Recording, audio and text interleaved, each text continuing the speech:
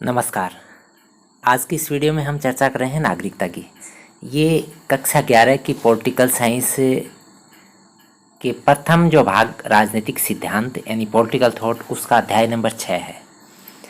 इस वीडियो के अंदर हम समझने का प्रयास करेंगे कि नागरिकता के वास्तविक मायने क्या हैं, संपूर्ण और समान नागरिकता क्या चीज़ है। इसके अलावा वैश्विक या सार्वभौमिक नागरिकता की बात करें तो वो क्या है, इन सभी चीज़ों पे हम चर्चा करेंगे। तो मेरा निवेदन रहेगा कि आप वीडियो के अंत तक जुड़े रहें, वीडियो को सभी तक शेयर करें, लाइक करें और हमारे चैनल को सब्सक्राइब कर लें। हम ऐसे ही वीडियो समय समय पर आप तक पहुंचाने का प्रयास करते रहते हैं। चलिए हम बात करते हैं नागरिकता क्या है।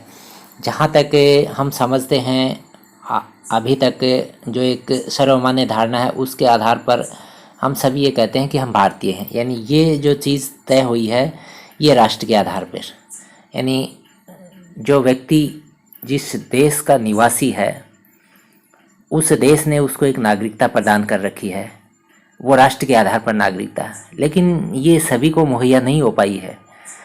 तो नागरिक अपने राष्ट्र से कुछ बुनियादी अधिकारों की अपेक्षा रखते हैं। यानी नागरिकता मिलने के पीछे वो ये प्रयास करते हैं कि उस राष्ट्र के अंदर हमको कुछ ऐसे बुनियादी अधिकार, उनको सुरक्षा मिलेगी, उनको आवागमन की सुविधाएं मुहैया होंगी, वो कहीं पर भी आ जा सकेंगे, दूसरी जो योजनाएं हैं उनके अंदर उनको शामिल किया जा सकेगा। ये सारी चीज़ें हैं वो नागरिकता से जुड़ी रहती हैं। लेकिन शरणार्थी और अवैध प्रवासियों की जब बात आती है तो ये एक विवाद का इश्यू हो जाता है कि उनको नागरिकता अभी तक बहुत सारी जगहों पे मिली नहीं है और इसीलिए वैश्विक नागरिकता या सार्वभौमिक नागरिकता की बातें जो हैं अब उठने लगी हैं। नागरिकों को प्रदत्त अधिकारों की सुस्पष्ट प्रकृति विभिन्न राष्ट्रों में भिन्न भिन्न हो सकती है। यानी जो अधिकार नागरिकों को प्रदान किए गए हैं वो अलग अलग देशों में अलग अलग हो सकते हैं और इन्हीं अधिकारों को प्राप्त करने के लिए वो सभी ये सोचते हैं कि हमको नागरिकता मिले और ये कंपेयर करते हैं पास के देश या वैश्विक लेवल पे जो भी आजकल चर्चाओं में हैं बातें, उन सब के लिए वो ये चाहते हैं कि हमको दूसरे देश के नागरिकों को जो सुविधाएं मुहैया हैं वो हमको भी क्यों नहीं मिल रही हैं। यानी नागरिक आज जिन अधिकारों का प्रयोग करते हैं उन सभी को संघर्ष के बाद हासिल किया है। आज जो हमको अधिकार मिले हुए हैं वो हमारे को नागरिक होने के नाते मिले हैं और उनको प्राप्त करने के लिए पीढ़ियों से संघर्ष चला है। और ऐसे संघर्ष के उदाहरण हम को देखने को भी मिलते हैं, चाहे वो दक्षिणी अफ्रीका का रंग भेद का आंदोलन है या आपके दलित या महिला आंदोलन जो अभी चर्चा में हैं, इनके द्वारा भी यही चीज़ आती है कि हमारे को कुछ ऐसी सुविधाएं मिलें जो कि हमारे ज़रूरतों के हिसाब से ज़रूरी हैं। उनकी ओर ध्यान आकर्षित करवाने के लिए ये आंदोलन और संघर्ष जारी है। अब हम बात कर लेते हैं संपूर्ण और समान सदस्यता यानी नागरिकता की, संपूर्ण और समान नागरिकता। और इसके लिए एक चीज़ आप समझें कि आजकल भीतरी और बाहरी का विभाजन जो है बहुत ज़्यादा हो चुका है। ये चलन जो है धीरे धीरे इतना बढ़ चुका है कि बाहरी को खतरे के रूप में देखने लगे हैं, सभी बाहरी लोगों को खतरे के रूप में देखने लगे हैं। यानी हम जिस क्षेत्र में हैं उस क्षेत्र से बाहर का व्यक्ति अगर आके हमारे रोजगार या हमारे और अन्य गतिविधियों में इंटरफेयर हम महसूस कर रहे हैं तो हम ये सोचते हैं कि हमारे लिए खतरा है। और ये जो खतरा है, ये खतरा इतना ज़्यादा वर्तमान में लोगों के दिमाग में भर चुका है कि वो इसको एक बड़े लेवल पे ले जाके और बड़े संघर्ष की दिशाओं में तब्दील करवा चुके हैं। मुंबई वालों का है ये नारा जो है खूब चल रहा है और बहुत दिनों से चलता आ रहा है। मुंबई के अंदर जो रहने वाले बिहारी हैं या अन्य जो पिछड़े प्रदेशों के व्यक्ति हैं जो वहाँ रोजगार के लिए आए हैं, उन लोगों को जिन प्रताड़नाओं का सामना करना पड़ता है, उन सारी चीज़ों से ये क्लियर होता है कि नागरिकता के वास्तविक मायने क्या रहे हैं। ये जो बाहरी और भीतरी का जो इश्यू है, ये इश्यू क्यों उठा है और इस इश्यू का वास्तविक एक सर्वसम्मत जो समाधान क्या होना चाहिए। ये जो लोग हैं यही यही चाहते हैं कि हमको आना जाने यानी गमनागमन की स्वतंत्रता मिले। जब हम सभी भारतीय हैं तो भारत के किसी भी कोने में जाके हम रोजगार करें। ये इश्यू जो है ये नागरिकता के ऊपर एक प्रश्नवाचक खड़ा कर रहा है। यानी रोजगार पर बाहरी लोगों के हाथों में जाने पर प्रतिरोध। स्थानीय व्यक्ति क्या सोचते हैं कि रोजगार के जो अवसर हैं इन अवसरों को बाहरी लोगों ने भुना लिया है और इस वजह से जो प्रतिरोध हैं ये प्रतिरोध इतने भयानक हो चुके हैं कि विभिन्न क्षेत्रों में दंगों की शक्ल कई बार ले लेते हैं ये। लेकिन इसमें भी भिन्नताएं आपको देखने को मिलती हैं। गरीब और अकुशल कामगारों को कुशल कामगारों की तरह देश में कहीं भी रहने और काम करने का समान अधिकार हो। बाहरी लोगों के जीवन और संपत्ति का नुकसान पहुंचाना, अब ये जो बाहर के लोग हैं इनको जिन प्रताड़नाओं का सामना करना पड़ता है, उनकी संपत्ति को नुकसान, उनके जीवन को नुकसान, और इसके समाधान की अगर बात करें तो बल प्रयोग की बजाय वार्ता और विचार विमर्श के द्वारा ही ये समस्या जो है सोल्व हो सकती है। संविधान के अंदर इन सारी चीज़ों को समझाने का प्रयास है, लेकिन वर्तमान में जो भीड़ तंत्र ने जिस तरीके की मानसिकता अपने आप में हावी कर ली है, उस मानसिकता के अंदर ये जो अंदरी भीतरी और बाहरी का जो संघर्ष है ये बढ़ता। तो अब हम बात यही कर रहे थे कि ये संपूर्ण और समान सदस्यता की बात है, ये बात पूरी तरह से लागू नहीं हो पा रही है। हम समान अधिकारों की बात कर लेते हैं। समान अधिकार के अंदर गरीब शहरी व्यक्तियों की जो समस्या है वो बहुत बड़ा इश्यू है, और ये जो झोंपड़पट्टियों में रहते हैं, इसके अलावा जो जिनको अवैध कब्जा करके रहने वाले लोगों की श्रेणी में सभी शहरी मानते हैं और इनके बगैर वो शहर नहीं चलता है। ये जो समस्या है ये समस्या इतनी बड़ी समस्या हो चुकी है। इस समस्या के समाधान के लिए सरकार बहुत प्रयास कर रही हैं, और लेकिन ये प्रयास जो है ज़मीन पे अभी तक पूरी तरह से आ नहीं पाए हैं। ये जो गरीब लोग हैं इनका वहाँ की अर्थव्यवस्था के अंदर बहुत बड़ा योगदान, यानी इनका जो श्रम है वो अर्थव्यवस्था को गति प्रदान कर रहा है, लेकिन इस श्रम की महत्ता को वो लोग नहीं समझ पा रहे हैं। बात समान अधिकार यानी नागरिकता उस शहरी गरीब को जो झोपड़पट्टी में रह रहा है, जिसको ये कह रहे हैं कि अवैध सरकार की ज़मीन पे अवैध कब्जा करके रह रहा है, उनको किसी भी तरह के संसाधन के द्वारा सरकारों ने नहीं नवाजा है, लेकिन फिर भी वो उस शहर की इकोनॉमी को ग्रो करवा रहा है। 2014 में सरकार ने कानून बनाया है, फुटपाथी दुकानदारों के लिए राष्ट्रीय नीति बनाई, यानी वो जो व्यक्ति जो फुटपाथ पे दुकान लगाते हैं उन व्यक्तियों को भी कुछ राइट्स मिले, और इन राइट्स के बाद में कुछ प्रयास हुए हैं उनकी आजीविका को सुरक्षित करने के, लेकिन इनकी सही तरीके से पालना अभी तक नहीं हो पा रही है। इसके साथ साथ आदिवासी और वनवासियों की जो समस्या है ये भी एक बहुत बड़ा इश्यू है। इनकी नागरिकता के ऊपर भी प्रश्नवाचक है। उद्यमियों के हितों के दबाव में इनको बड़ा खतरा है, यानी इनके लिए जो जंगल और वो जो क्षेत्र था आदिवासी क्षेत्र, वहाँ जिस तरह से घटनाएं घट रही हैं पर्यटन की हैं, चाहे वो उद्योगों के विकास की हैं या जंगलों के विनाश की हैं, या वहाँ पर जो बड़े बड़े प्रोजेक्ट हैं उन प्रोजेक्टों के द्वारा इनको वहाँ से विस्थापित होना पड़ रहा है, और उसके बाद में इनकी जो मूल प्रवृत्ति है उस प्रवृत्ति से इनको हाथ धोना पड़ रहा है। तब ये सोचने को मजबूर होना पड़ता है सभी को कि इनकी नागरिकता के ऊपर ये कुठाराघात क्यों हो रहा है। अब हम देखें तो भिन्न भिन्न समूह की जरूरतें भिन्न भिन्न हो सकती हैं। अब हम ये नहीं कह रहे हैं कि सभी को समान लाके खड़ा कर दिया जाए। उस झोंपड़पट्टी में रहने वाले के कुछ राइट्स हैं, वनवासी के कुछ राइट्स हैं, उनको आप किस तरीके से इम्प्लीमेंट करते हैं, ये मेन चीज़ है। यानी आपने उनको सिर्फ एक वैधानिक नागरिकता जो है उसको दे के इति श्री कर लेना, ये वास्तविक नागरिकता के मायने नहीं हैं।